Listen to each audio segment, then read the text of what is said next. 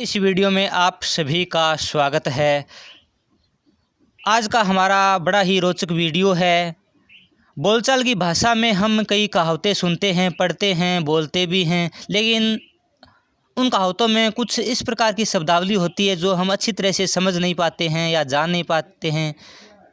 इसका कारण है कि वो प्राचीन शब्दावली होती है, प्राचीन भारतीय मुद्रा से संबंधित होती है। तो देखिए हम कौन सी कहावतें बोलते हैं। जैसे एक फूटी कोड़ी भी नहीं देना, या हम बोलते हैं एक फूटी कोड़ी भी नहीं दूंगा। तो हमें पता ही नहीं होता है कि फूटी कोड़ी क्या होती है। हम अच्छी तरह से इसके अर्थ को नहीं समझ पाते हैं। चमड़ी जाए पर दमड़ी न जाए, तो हमें पता नहीं होता दमड़ी क्या होती है। वह धेले का भी काम नहीं करता, तो हमें पता नहीं होता है धेला क्या है। वह पाई पाई का हिसाब रखता है, तो हमें पता नहीं होता कि पाई क्या होती है। 16 आने सच, हमें पता होना चाहिए कि आना क्या है। हम कहावत पढ़ते अंधेर नगरी चौपट राजा, टके शेर बाजी टके शेर खाजा, तो हमें पता नहीं होता है कि टक्का क्या है। तो इस प्रकार की प्राचीन शब्दावली जिनका हमें अच्छी तरह से अर्थ मालूम नहीं होता है, तो इस कहावत का या इसका भावार्थ है वो अच्छे से समझ में नहीं आता है। तो आज का हमारा वीडियो इसी पर केंद्रित है। आज का शीर्षक है प्राचीन भारतीय मुद्रा। तो देखिए, प्राचीन समय में सबसे छोटी इकाई क्या होती थी? 3 फुटी कोड़ी से मिलकर के एक कोड़ी बनती थी। तो फुटी कोड़ी सबसे छोटी इकाई होती थी मुद्रा की।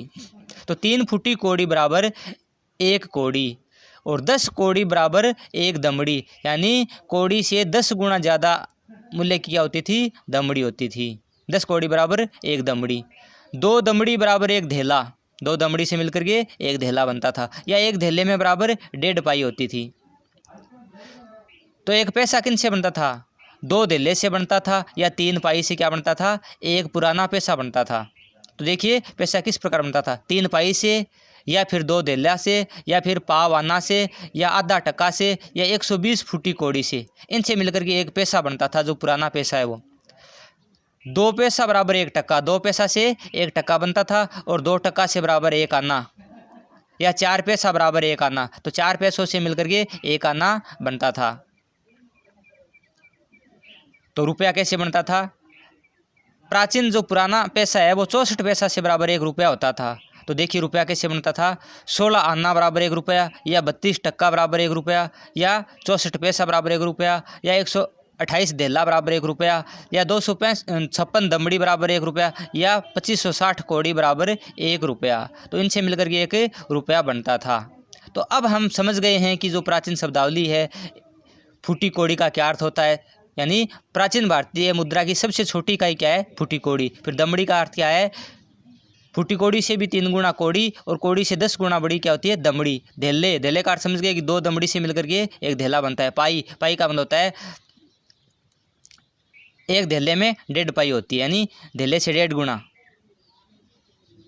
यानी एक धेले में 1.5 पाई होती है। और आना, आने का मतलब क्या हुआ कि 4 पैसों से मिलकर के 1 आना बनता है, या फिर 2 टक्का से 1 आना बनता है। तो अंधेर नगरी चौपट राजा, टके शेर बाजी टके शेर खाजा। तो टक्का क्या होता है? 2 पैसों से मिलकर के, पुराने जो 2 पैसे होते हैं उनसे मिलकर के 1 टक्का बनता था। तो इस प्रकार आज का वीडियो हमारा बड़ा ही रोचक था। इस वीडियो को देखने के लिए आपका बहुत बहुत धन्यवाद।